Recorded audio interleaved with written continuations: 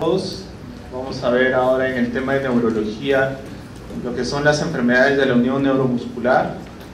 Recuerden que para tener un contexto general, las dos grandes divisiones en neurología son primera y segunda neurona. La primera, que nace en la corteza frontal, llega por la vía piramidal al bulbo de Kuss hasta la médula, y de la médula nace la segunda neurona, que llega al músculo. Entonces esta conexión hace que el músculo pueda contraerse. Estas enfermedades están localizadas en la terminación del nervio y el inicio del músculo, en esta hendidura que es la unión neuromuscular. Por tanto, tienen patología nerviosa y de liberación de neurotransmisores. Estos son los trastornos de la unión neuromuscular. Vemos los inmunológicos. No conocemos la causa precisa por el cual se producen anticuerpos contra la unión neuromuscular. Dentro de estos tenemos miastenia gravis, que es la enfermedad más común de este grupo, síndrome miasténico de Lambert-Eaton, por frecuencia es el segundo, y los debidos a los tóxicos, es decir, que alteran la liberación de acetilcolina. Dentro de estos, botulismo, producida por esta bacteria que es Clostridium botulinum, produce parálisis ascendente, transitoria, ya que esta toxina que nosotros ingerimos al consumir un alimento contaminado, generalmente un enlatado golpeado, que produce la proliferación de esta bacteria y por tanto la toxina. ¿Cuál es el diagnóstico diferencial de botulismo? Es el síndrome de Guillain-Barré. Pero el Guillain es ascendente, progresivo, y llega a la insuficiencia respiratoria, y la clave está en los reflejos osteotendinosos, que están ausentes. En cambio, en botulismo no están ausentes. ¿Okay? El tratamiento es diferente. Para botulismo es con medicación, metronidazol. En cambio, para la otra entidad, plasmaféresis. El veneno de ofidios, muy común, principalmente de la cascabel, que produce una parálisis también, o producen combinaciones de neurotoxinas que producen destrucción de los hematíes. El veneno de insectos, de la araña, principalmente de la viuda negra. Los insecticidas como los órganos fosforados o la hipermagnesemia. Dentro de los insecticidas tenemos a Paratium y Malatium, que son sustancias que usan como insecticidas en el campo y por accidente o por intento de suicidio pueden consumir y producir alteraciones neuromusculares. ¿Okay? Y las alteraciones congénitas, que se deben a la alteración de la producción de acetilcolina o del efecto de esta misma. Entonces, para entender, como ustedes ven acá, esta es la unión neuromuscular. Normalmente hay vesículas que contienen acetilcolina. Estas vesículas se plegan hacia la hendidura presináptica y producen liberación de acetilcolina. Esta acetilcolina va hacia las crestas de la hendidura postsináptica, se une a su receptor y produce la despolarización y la contracción muscular. Entonces, viene la despolarización, liberación de calcio, se pega a la vesícula hacia la hendidura presináptica, libera acetilcolina, se une y produce la contracción muscular. Eso es lo fisiológico. ¿Qué pasa en esta enfermedad o en este grupo de enfermedades autoinmunes como miastenia a la cabeza? Se produce una alteración en el número de receptores prosinápticos. Si ustedes ven acá, está variado y en este está disminuido. Entonces hay anticuerpos contra el receptor de acetilcolina. No es que no haya acetilcolina, sino hay alteración en la unión para la posterior contracción muscular. Como hay alteración en la unión, ¿qué es lo que hacemos nosotros? Damos el medicamento. A este nivel de la hendidura, la acetilcolina está un tiempo y después viene la acetilcolina esterasa y la degrada en colina y acetil. Entonces, la medicación para este grupo de enfermedades es inhibir a esta enzima, a la acetilcolina esterasa, y permitir que permanezca el mayor tiempo posible la acetilcolina en este espacio y se una completamente a los pocos receptores de acetilcolina que hay.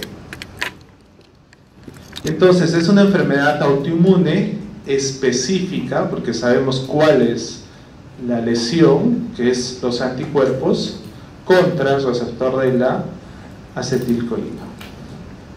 ¿Cuáles son las formas clínicas?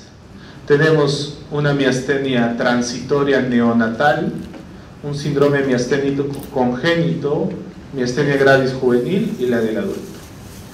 ¿A qué se refiere neonatal? Estas madres que por la gestación ya van a dar a luz, se produce el momento del parto, se produce el paso transplacentario de los anticuerpos contra los receptores de acetilcolina. Entonces el niño, el 12% de estos niños tienen problemas de dificultad de alimentación, pueden causar insuficiencia respiratoria, pueden ser hipotónicos, pero transitoriamente, porque solo han pasado a través de la placenta, más o menos 2 a 4 semanas. Ese tiempo los niños deben recuperar. Es una miastenia neonatal, hijos de madres miasténicas. En cambio, el síndrome miasténico congénito se debe a una alteración en cualquier parte de esta unión neuromuscular, sea en la formación de acetilcolina, en el receptor de acetilcolina, que produce además otro tipo de malformaciones. Normalmente estos pacientes lo típico es que tengan ptosis palpebral, como vemos en la parte izquierda, y va a haber malformaciones faciales, escoliosis, porque desde la etapa embrionaria ya se produce alteración en la unión neuromuscular. Entonces estos músculos no se forman bien y hay malformaciones musculares como amiatrofias, escoliosis, artrogriposis, que son malformaciones articulares múltiples. Como se debe a un problema autoinmune, estos niños continuamente tienen infecciones o se exacerba con ejercicio o estrés, ¿no? Son poco comunes los dos temas anteriores, la neonatal, porque solo el 12% de los recién nacidos de las madres miasténicas, y la congénita muy escaso, generalmente el 1% de todos los síndromes. Por tanto, no es frecuente que lo vean, pero sí la miastenia gravis juvenil y la del adulto. Entonces, esta es una enfermedad adquirida, ¿ok? Son personas de 13, 14 años hasta los 20 años que no sabemos por qué en un determinado momento empiezan con debilidad generalizada. Sabemos que hay una afectación de la transmisión neuromuscular específica contra los receptores nicotínicos de acetilcolina. Entonces, la definición de miastenia es una enfermedad fluctuante, ¿okay?, que aumenta con el ejercicio y disminuye cuando el paciente descansa. Entonces, estos pacientes despiertan muy bien porque toda la noche han descansado y cuando termina el día tienen cansancio, fatiga, ptosis palpebral, debilidad muscular generalizada. Aproximadamente la prevalencia es de 150 a 250 por 100.000. Miastenia juvenil, el inicio puede estar antes de los 18, pero 10 a 20% antes de los 20 años, en estos 2 años. Predominancia en el sexo femenino y principalmente cuando empieza la etapa postpuberal. Se dice que hay un cambio hormonal, el estrógeno es un factor desencadenante, o muchos agentes virales que producen un mimetismo molecular, como todas las autoinmunes, ¿ok? Y en esto tiene mucho que ver el timo. Vamos a ver acá. Ustedes saben que la glándula tímica está mediada por los anticuerpos, por las células B y las células T. Es un órgano que desaparece a los 9 a 10 años de edad y tiene como función la maduración de las células T y B. A esta edad nosotros ya no tenemos timo, porque nuestras células de los linfocitos B y T ya están maduros. Pero en esta enfermedad no se conoce por qué existe una hiperplasia tímica. El timo es persistente, se agranda y produce maduración anormal de linfocitos T, como vemos en el gráfico de la derecha. Entonces, esto produce mayor linfocitos T y B contra los receptores de acetilcolina. Estos van a ir van a salir de la corteza y de la médula tímica hacia los ganglios y luego hacia la sangre y van a producir los anticuerpos.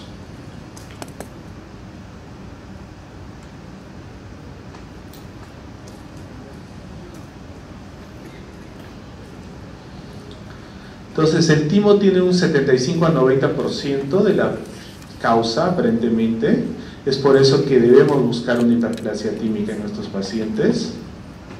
Y la otra hipótesis es que hay un mimetismo molecular, es decir, yo tengo una infección viral, generalmente Epstein-Barr o virus del herpes simple o alguna bacteria, como en el caso de todas las autoinmunes como Campylobacter jejuni, que va a nuestro intestino, produce un mimetismo molecular y después me da una parálisis ascendente. En este caso se piensa lo mismo, de que hay un mimetismo molecular y produce alteración contra los receptores de acetilcolina.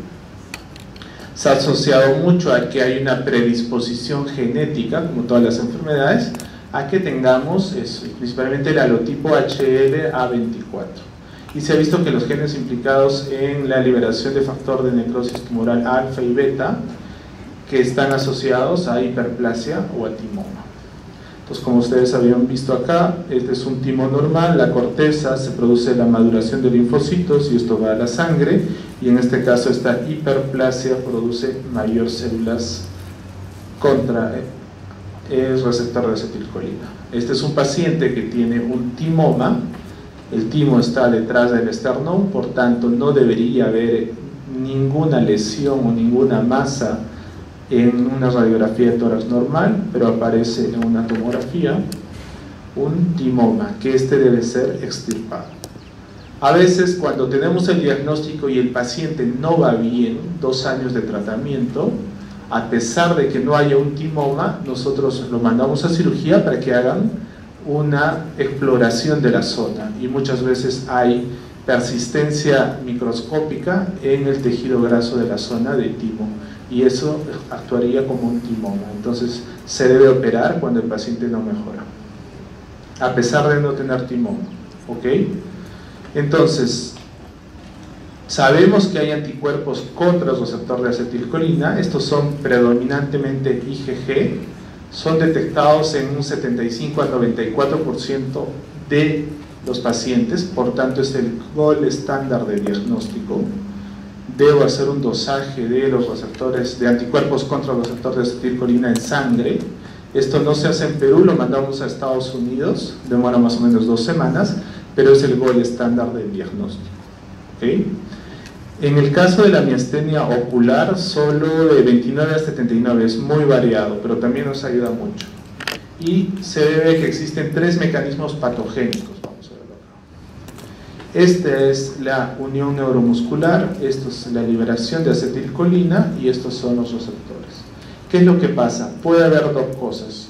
O este anticuerpo bloquea directamente al receptor de acetilcolina, o lo internaliza, o lo destruye, y al destruir produce un aplaneamiento de la hendidura postsináptica.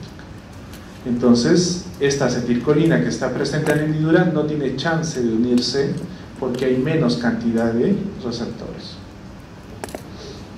¿Cuál es la clínica de estos pacientes? Hablamos de la fisiopatología, la prevalencia, la causa. Casi el 89% tiene tosis palpebral. La tosis palpebral es fluctuante, como les dicen, empieza en la tarde, mejora en la mañana, puede haber paresia de los músculos oculares, diplopía, tortícolis, disminución de la agudeza visual, pero básicamente por el problema de la paresia de los músculos extraoculares. Luego hay compromiso ocular y vulvar o generalizado, los pacientes tienen disfagia progresiva, no pueden pasar los líquidos, posteriormente los sólidos, tienen cansancio, tienen fatiga y los reflejos están conservados. No es una enfermedad de nervios, netamente de la unión, no tiene nada que ver ni con músculo ni con nervio. Por tanto, no tiene por qué haber atrofia ni ningún otro componente. El examen neurológico, salvo la fuerza muscular proximal que está levemente disminuida, es normal. Y obviamente la tosis palpebral. Eso lo diferencia de las otras enfermedades, como una miopatía, que sería el principal diagnóstico diferencial. En una miopatía sí voy a tener franca debilidad proximal o del grupo muscular afectado, y puede haber atrofia, fasciculaciones, o los reflejos pueden estar disminuidos. En cambio, estas enfermedades no. Entonces, compromete las extremidades, disminuye la expresión facial, puede haber problemas para la masticación, la voz puede ser hipernasal, disfagia, disartria, y llevar a una insuficiencia respiratoria. Lo más grave es que el paciente tenga una crisis miasténica. ¿Qué es una crisis miasténica? Es que el paciente tenga elevación marcada de los anticuerpos y produce problemas diafragmáticos y de los músculos accesorios. Por tanto, va a requerir ventilación mecánica. Y si no lo apoyamos, puede fallecer por una hipoxia severa. ¿Okay?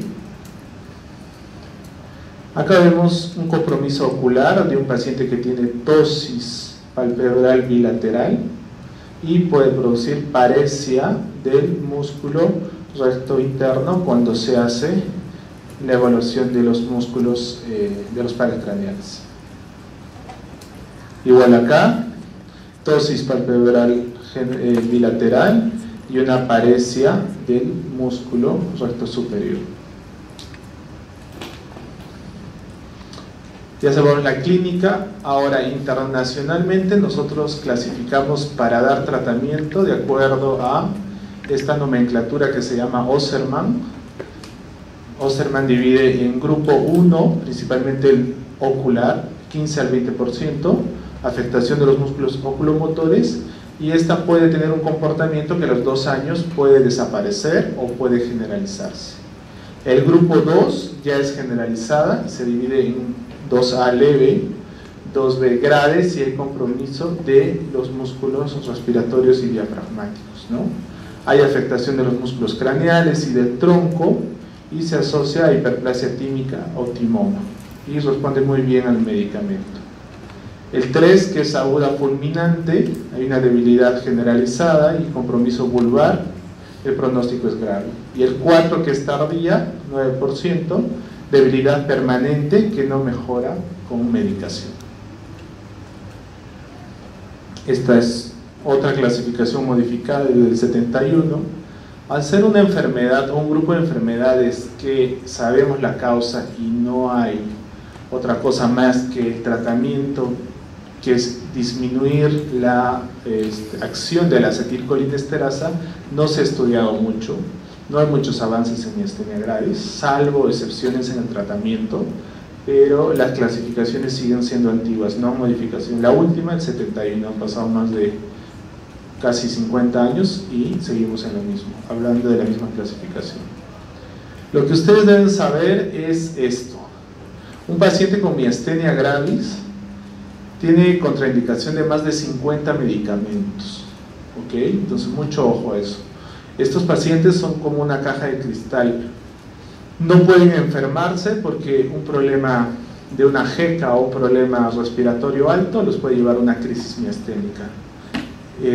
No pueden consumir medicamentos. Alguna vez tuve un paciente, una señora que tenía una lumbalgia, que es una patología muy común, fue a un centro de salud con un médico general, le pusieron un AINES, diclofenaco más un relajante muscular, orfenadrina, y en la tarde estaba en ventilación mecánica.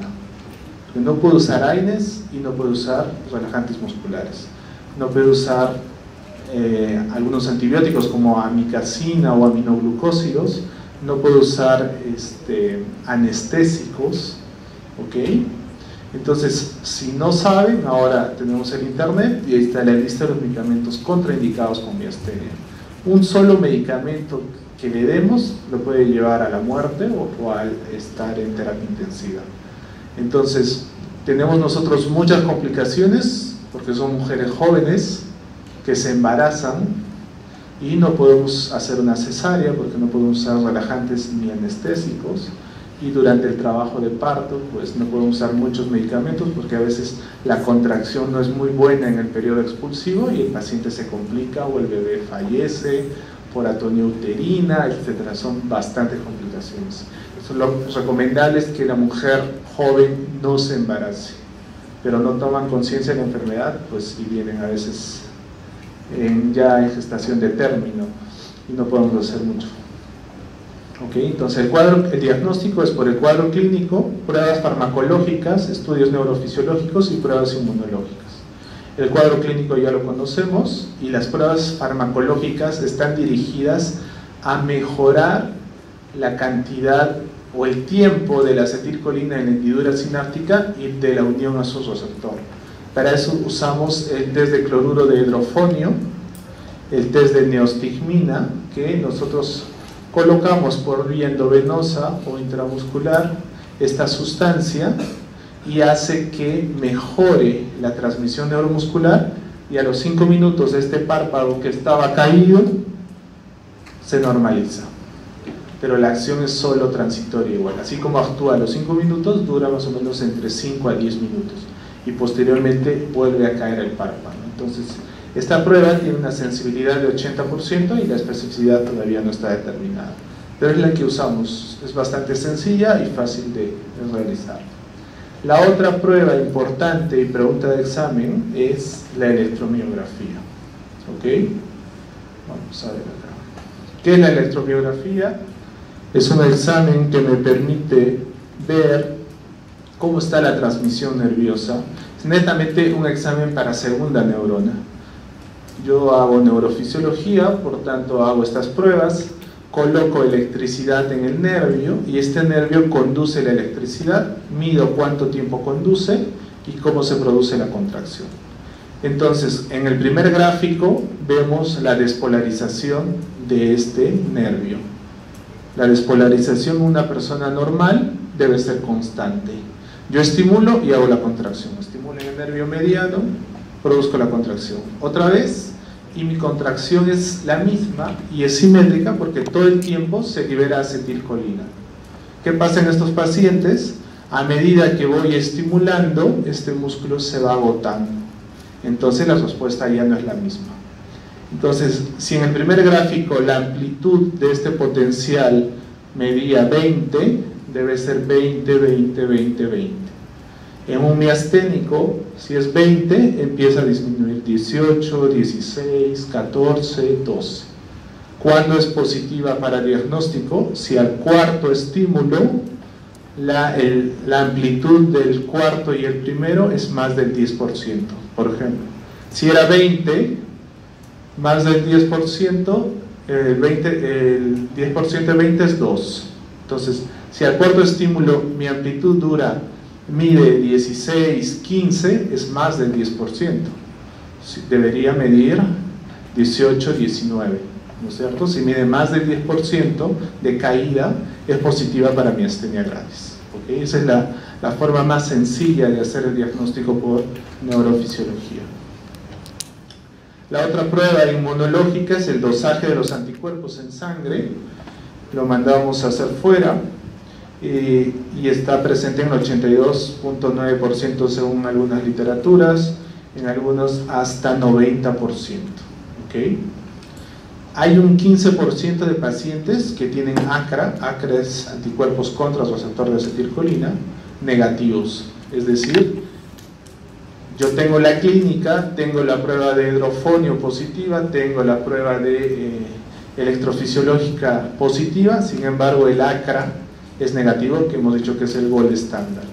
¿Y por qué puede ser negativo? Porque existen además otro tipo de anticuerpos específicos. Dentro de estos, el anticuerpo antitirosinasa específica del músculo, anti-MUS. Este es presente en los seronegativos de ACRA. ¿Okay? No es muy común, y la prueba obviamente cuesta mucho más cara, pero cuando tenemos la sospecha diagnóstica, la pedimos. Cuando principalmente ACRA sea negativo, que tampoco no es, generalmente siempre nos sale positivo, pero este 15% puede existir porque el anticuerpo es contra otro receptor que es el anti-MUS. Luego hacemos la tomografía del mediastino para ver si hay timoma y siempre debemos buscar una comorbilidad, principalmente una vasculitis que pueda producir una enfermedad generalizada con debilidad muscular, etc. Tuberculosis en nuestro medio es muy común, y pedir este una resonancia cervical, ya que si el paciente tiene problemas de debilidad en las 4 extremidades, problemas de disfagia, problemas de insuficiencia respiratoria, diafragmáticos, puede haber una lesión cervical alta. Y a la cabeza tenemos la siringomelia, la enfermedad de esclerosis lateral amiotrófica, ELA, pero cada uno tiene sus diferencias. ELA, por ejemplo, afecta primera y segunda neurona. Va a haber atrofia, va a haber fasciculaciones, lo que no hay en miastenia. Siringobulia va a tener hiperreflexia, nivel sensitivo, disfagia, un evento vascular de tronco cerebral, puede comprometer más la conciencia, una esclerosis múltiple, puede producir problemas sensitivos, etc. ¿Ok? Entonces, hay muchas causas de diagnóstico diferencial, pero recuerden, generalmente en miastenia gravis el examen neurológico es normal, salvo un poco de debilidad y la tosis, pero los reflejos, no hay problemas sensitivos, no hay problemas de CPK alto, no existe nada de eso.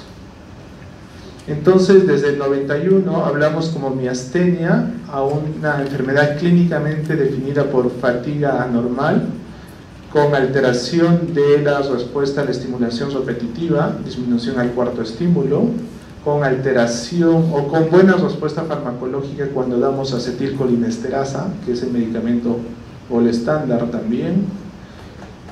Se asocia a que patológicamente hay una hiperplasia tímica y que nosotros podemos dosar los anticuerpos a nivel sérico. Esa es la definición actual de miastenia gravis. Entonces, ¿cuál es el tratamiento? El tratamiento es con inhibidores de la acetilcolinesterasa, piridostigmina y neostigmina. Neostigmina es un medicamento endovenoso, no usamos salvo para mejorar cuando el paciente está en cirugía o cuando está en terapia intensiva y queremos mejorar la fuerza muscular transitoria, le ponemos endovenoso. Pero el medicamento de elección es piridostigmina. ¿Ok?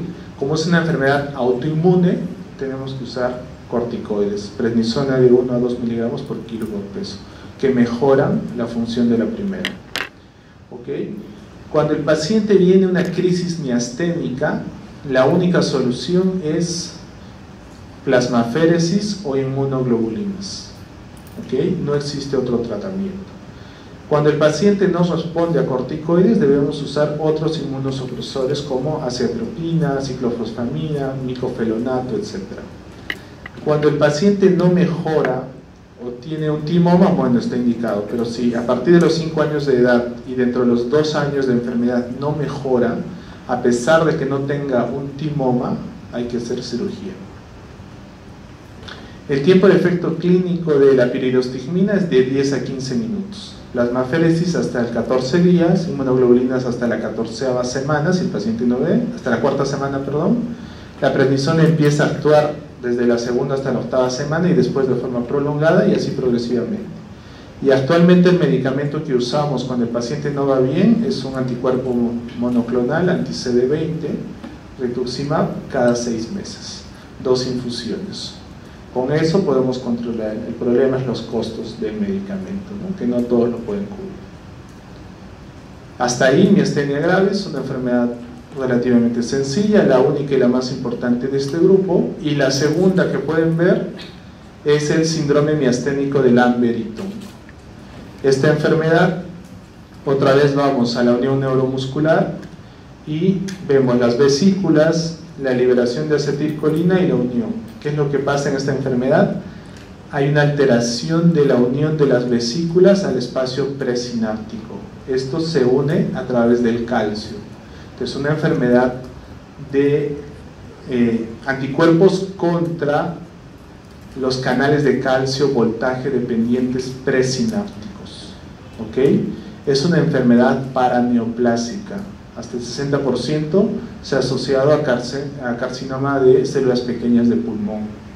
Entonces, en esta enfermedad sí no hay liberación de acetilcolina, porque no se une esta vesícula y por tanto no hay acetilcolina en el espacio, en la hendidura sináptica, entonces no va a haber contracción muscular. En cambio, miastenia gravis es una enfermedad postsináptica. Esta es una enfermedad presináptica. También no es muy frecuente, más en varones de 20 a 40 años, menos que en mujeres, lo contrario que en miastenia. Hay debilidad muscular proximal, principalmente en miembros inferiores, fatiga, y en este caso sí los reflejos están disminuidos. Y hay componente autonómico como boca seca, salivación, disminución de la salivación, lagrimeo, sudoración, hipotensión ortostática, trastornos pupilares, impotencia, etc. Además hay un componente autonómico que lo diferencia. Y hay trastornos sensoriales como parestesis. Y si es muy difícil hacer el diagnóstico porque puede confundir, puede tener síntomas vulvares como tos, disartria, disfagia, debemos hacer otra vez la prueba neurofisiológica.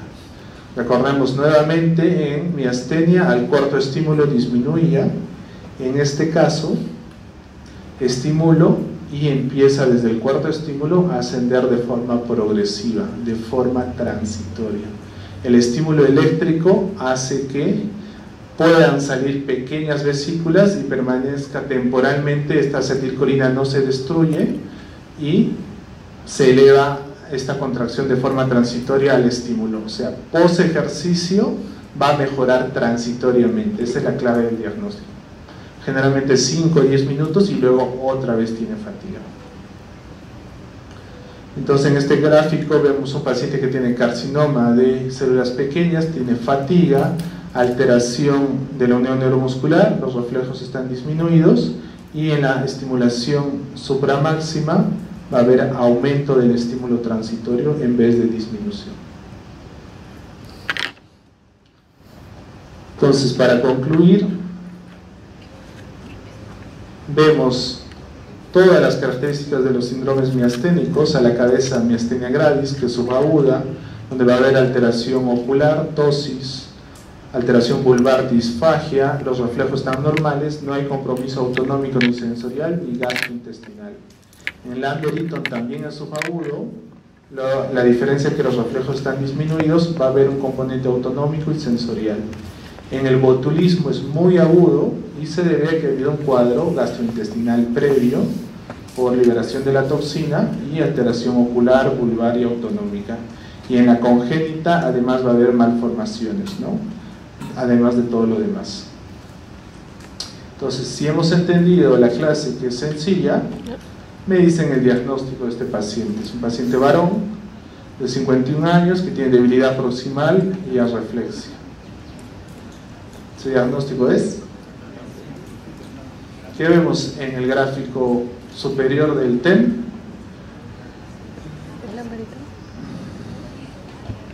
Primero, este paciente tiene tosis palpebral, ¿no? Alectoscopía.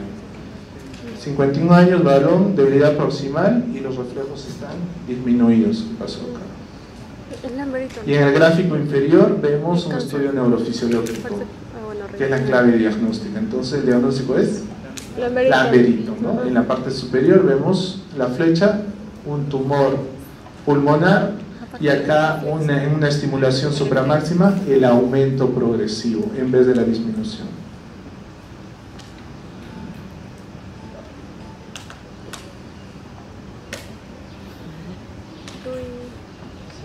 Y en este gráfico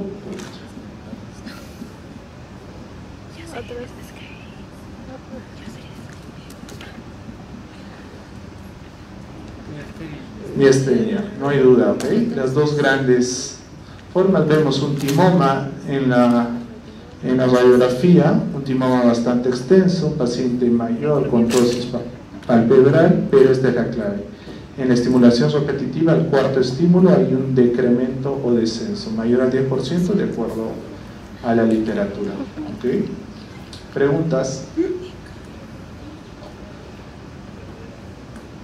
Es un tema bastante sencillo, es simplemente entender la fisiología y nada. Se lo